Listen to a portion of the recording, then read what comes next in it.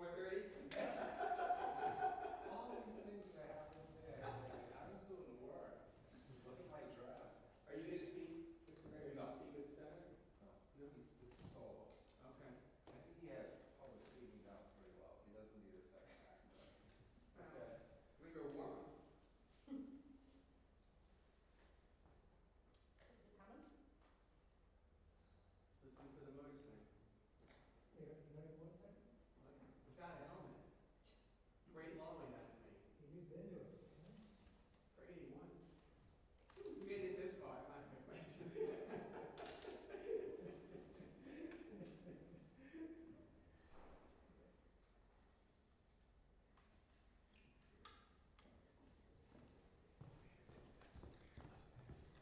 Who's coming, John? Are you ready for that? Yep. Can you remind me to Yeah. $25 I want to go home for Sure. working out. Well, you know, there's a child that's waiting to give me an iPhone, so we'll still have the box. Yeah, but what with this? So that was my IFB phone. I just turned it on. Just ask her, is it long enough? Leave it on. Yeah, right, it's on. I just turned it on. No, they didn't. It's on. It's on. I mean, like, you know, Walter Cronkite, 1964. Hey, that's what I always remember. 60-pound laptop.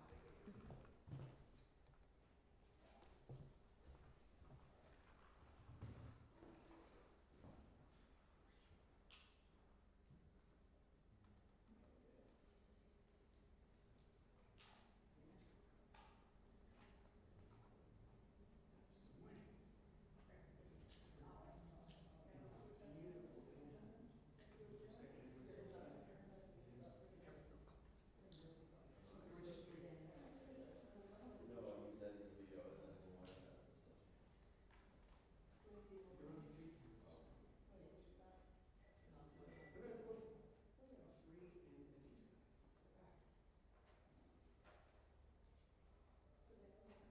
Yeah.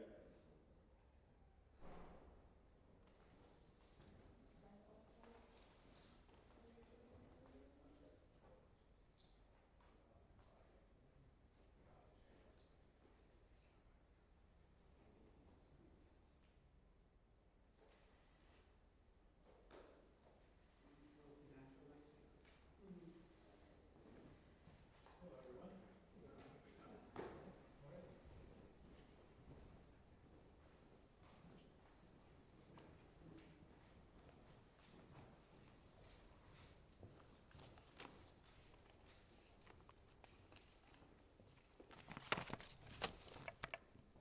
Is that? Oh, okay. The staff's going to record me too, just so they know.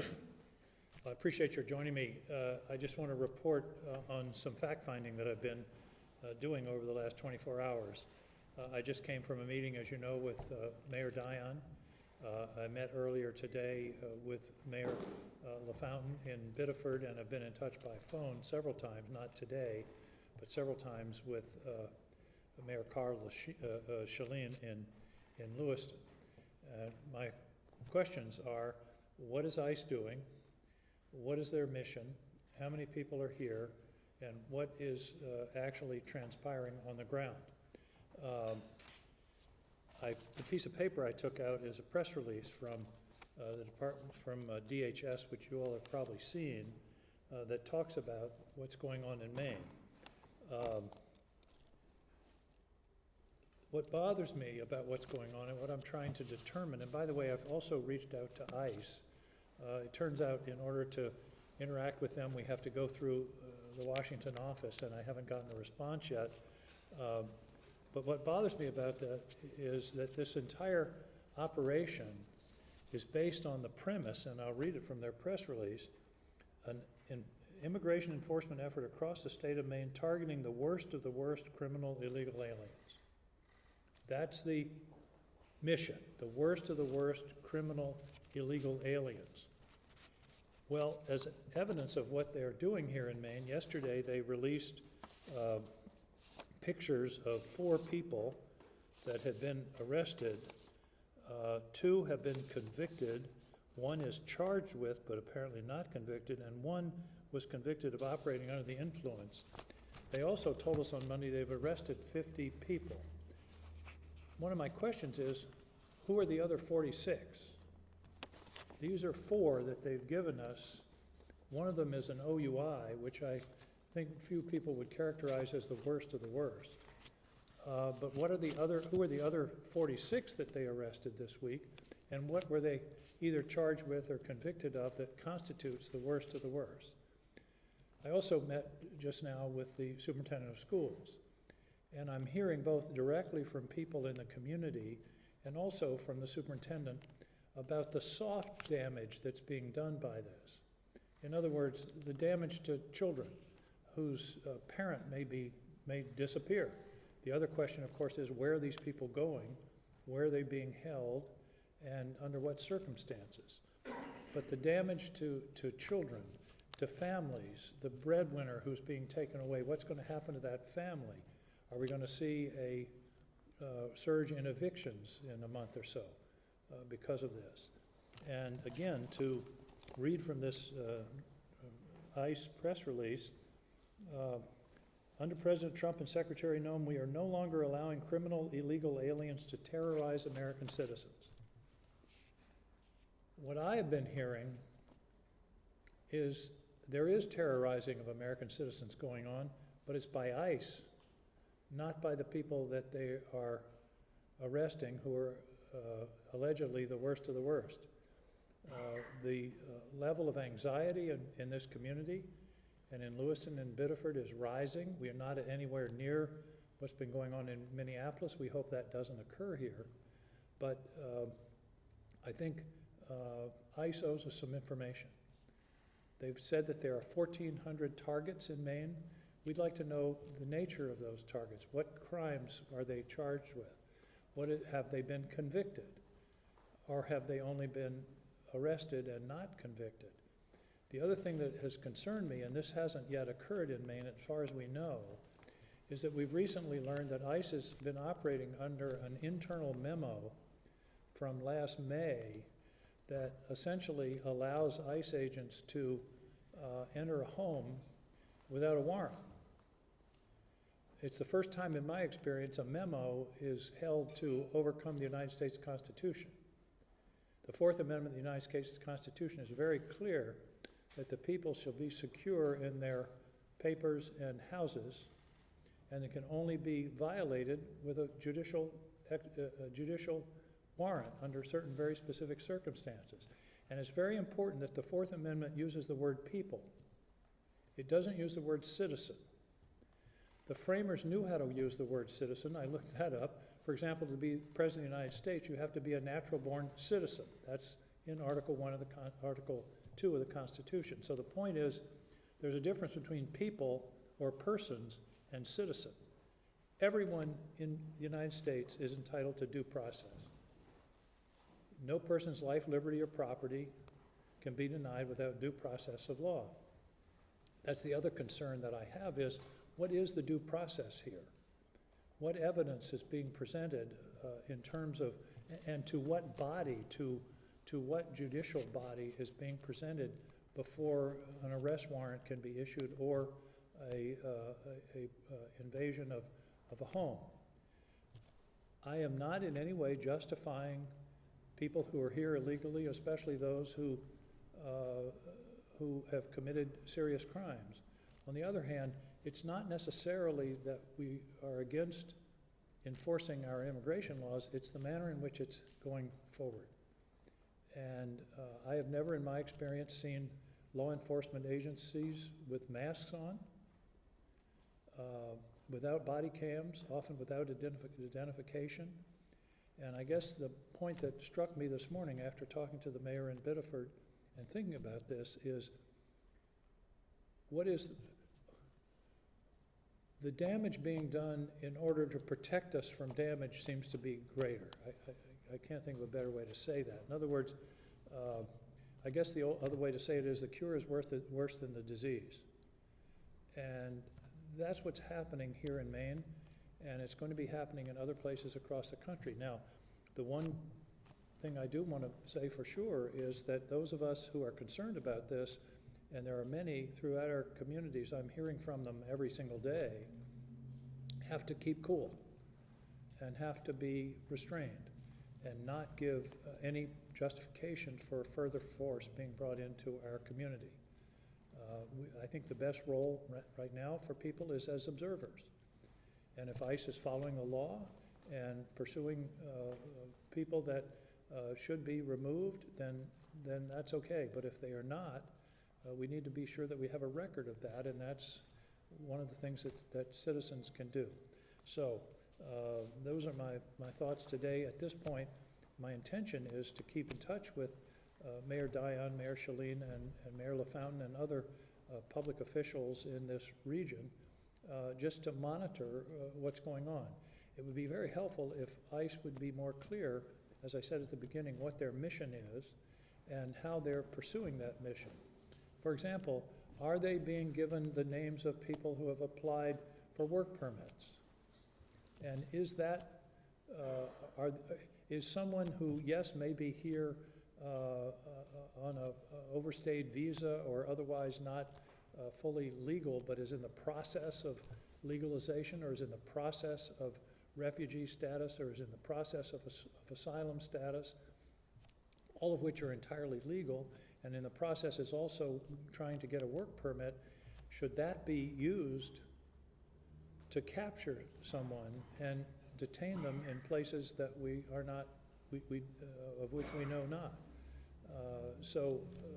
This is something that we need to, I think we need to have some oversight. And that's one of my jobs as a United States Senator, is to provide oversight to the executive agencies as to how they're operating. And that's certainly what we intend to do. Next week will be debates about the budget. And it turns out the DHS budget is on the docket for next week in Washington. And I know that there are discussions going on right now and negotiations about what is going to be in that bill and how it will either facilitate or restrain the activities of ICE. Again, enforcing immigration law is fine. That's what law enforcement is all about. How it's being done, however, with the damage that's being done to our community, is what's of concern to me. And I'm tired of hearing people saying the worst of the worst when one of the people they told us was an OUI. That's not the worst of the worst. OUI is a serious offense, but that's not what these folks are talking about when they say the worst of the worst. And so let's call this what it is. This is a large-scale mass deportation effort, and let's drop the pretense that somehow this is about the worst of the worst. If they are, tell us. They arrested 50 people on Monday. They gave us the names of 4. Who are the others? Where are they? And what did they do to trigger this activity? So that's the comment for now. Yes, sir, Old Navy. I saw you last night. Yeah. I watched the mayor's conference last night. Right, yeah. My name is Robert from the Associated Press. Can you tell us what you've heard is happening on the ground? How aggressive are they? What kind of tactics are they using? And also, can you also expound on your statement? The damage being done is worse than the cure. For people who are outside Maine, what have you seen, what have you heard?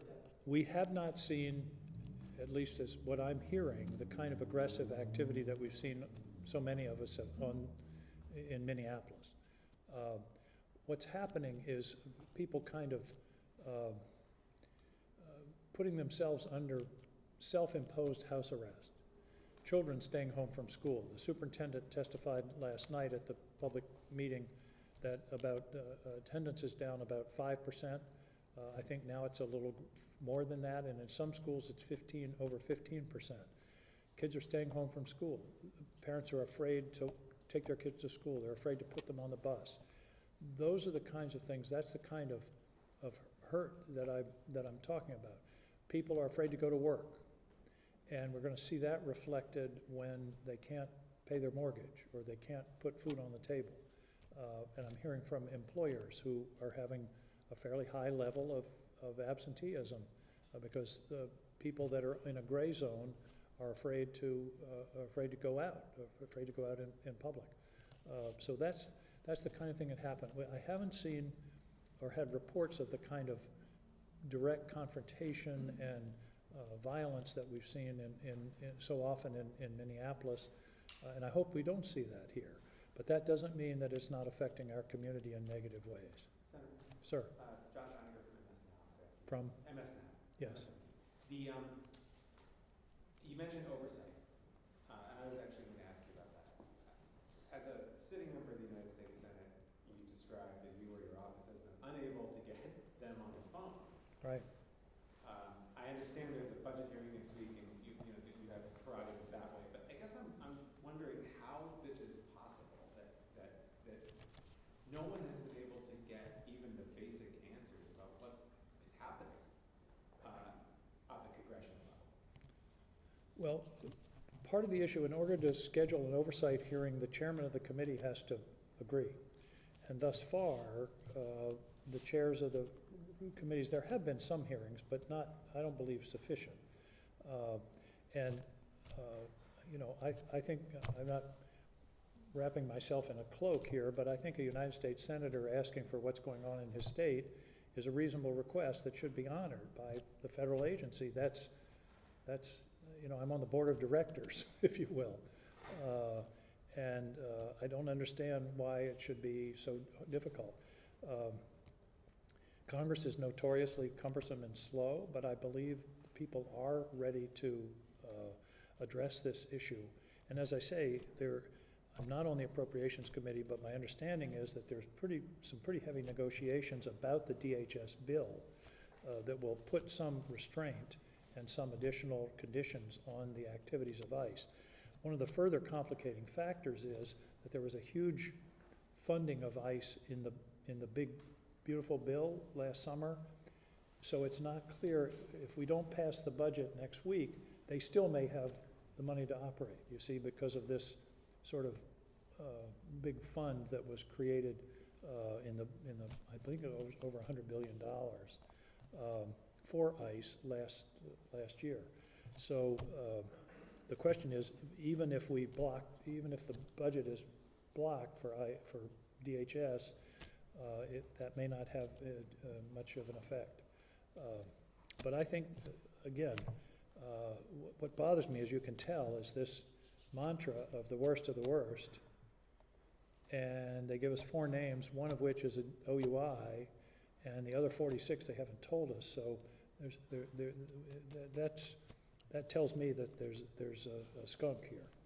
As it relates to that memo that is allowing ICE agents to go into people's homes without a warrant, my first question when I saw that was, is that constitutional? And what oversight does Congress have as it relates to that? It's blatantly unconstitutional. So can Congress stop that from happening? And how so? Again, we can and should call in the author of that memo and the secretary and say, what gives? What possible legal justification is that? Now, I haven't seen the memo myself. Like many of you, I've seen reports of the memo, and apparently it became public because of a whistleblower. It wasn't anywhere. It was not in the Federal Register, but it now appears. I haven't heard anything to dispute it. So, assuming that it's valid, that the memo says what it does, it's blatantly unconstitutional, and the official who promulgated it should be called before Congress and answer some questions about it. Senator, what would you say to Mainers who support the immigration enforcement action taking place? As I said, I think it's not a question of whether there should be enforcement of our immigration laws, it's how it's done. And does it need to be done with necessary a show of force? There are ways to proceed. Any law enforcement officer, if you're going to arrest somebody, you don't need 10 people. You need 1 or 2. You have a warrant, and you go through a judicial process. None of that's happening here. It's the It's the way it's being done, not necessarily, I mean, I can't stand here as a public official and say we shouldn't enforce the law. But I can say that how it's being done in Maine and in other parts of the country, I don't believe squares with the Constitution and the laws of this country. And as the main point I want to make is it's counterproductive. If the purpose here is to stop allowing people to terrorize American citizens, they ought to look in the mirror. Senator, you realize you haven't been properly briefed. You mentioned work permits a few minutes ago. Do you think what's informing this list of 1,400 people might be immigrants with work permits, or pending deportation orders, or outstanding criminal charges, all of the above? Or what do you think? I'm concerned about all of those things, and that's my point. And I don't expect them to give me a list by name of those 1,400 people because they worry that, you know, somehow that list would get out and then people would be forewarned. But I think they ought to tell us the nature of, number one, how they made that list, and the nature of the people that are on it, not by personal identification, but, you know, here's a person that was convicted of rape, here's a person that was convicted of murder, here's a person that all they did is apply for asylum. You see what I mean? I want to know where that list of 1,400 came from. And one of the problems here that's going on is the sharing, for example, of IRS data. People, undocumented people in this country pay, the last number I saw was something like $96 billion in taxes. If the IRS is sharing that data, then, and those people who have been voluntarily paying their taxes are going to say, I better not pay my taxes anymore because the ICE is going to get the list from the IRS, and we've shot ourselves in the foot. And that's what worries me. If people are following the law, applying for asylum, applying for refugee status, applying for a green card, applying for work permits, and that itself is used as the list for deportation, then why should people follow those legal procedures? Senator, you mentioned the questions that you have about who's being arrested, how many people, where are they going, et cetera. Who specifically are you asking those questions to, and what are you hearing in response? Well, I've started with the mayor and the police chief, but the real people are ICE. And I was told, when I was coming here today, I said, let's see if we can, I'd like to meet with whoever's in charge of ICE in this area. And I was told, and again, I don't want to overstress this, but what I was told is that has to go through Washington, through, I don't know, congressional relations or some other office. And I may get back on Monday and they'll say, you know, great, Senator, let's sit down and talk about this. So I don't want to be heard to say today they're stonewalling me. I'm not that hasn't happened yet, but I've made the request and hope to follow up. It shouldn't have been complicated, however. If a U.S. Senator says, I want to know what's going on in my state, somebody should say, here's what we're doing. And it's bothersome that that wasn't the immediate response. So you're citing the 50 arrests on the first day and 1,400 people that they're targeting. Have you been able to independently confirm those numbers? I've only seen that on Fox News. No, I think that's what ICE themselves said. They said I think those numbers came from them, but I can't confirm. Did you have a question? Yeah, the memo about the warrants, that seems to fly in the face of a lot of guidance that people here have been given about staying home, not answering the door, asking to see a warrant signed by a Right. judge. I mean, what are your thoughts on that? And I mean, should the guidance change given the fact that this memo is out there? Well, first I should say that I have not heard of any cases in Maine where that's been implemented, where people have tried to enter a residence without a warrant. So I'm speculating to some extent that they may try to do that.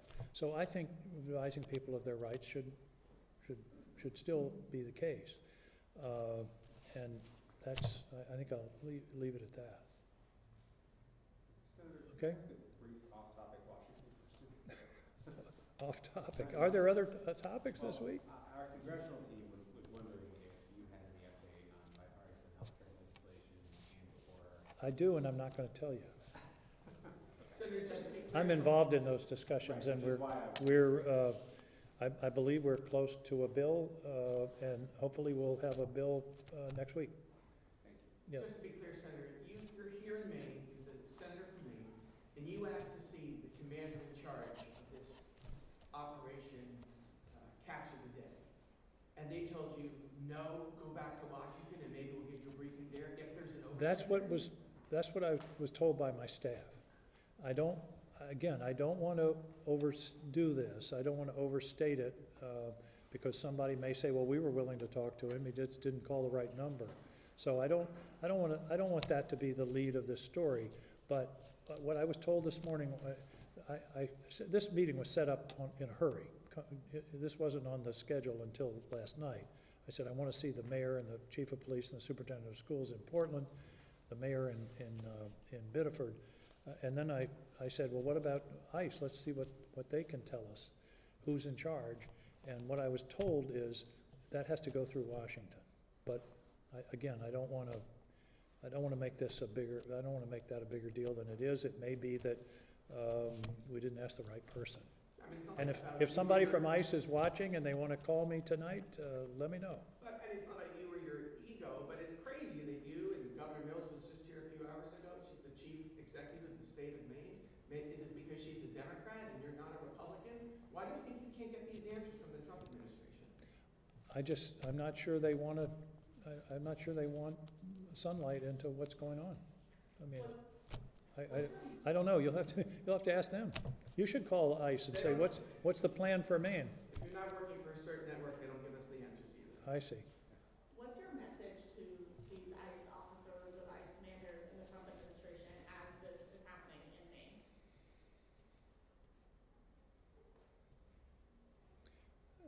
I guess my message would be respectful of Maine people and realize the collateral damage that may be occasioned by these activities, and therefore calibrate them as carefully and as narrowly as possible so as to not unduly harm families and children in our community. Senator, you've indicated that the information that you and the rest of us are receiving from ICE is not necessarily the complete truth. Give us a gut check, if you would. What's your level of confidence that any answers that you do receive to your questions will be honest and complete? I give everybody the benefit of the doubt. I suspect that we will get I can't imagine they would give us improper information.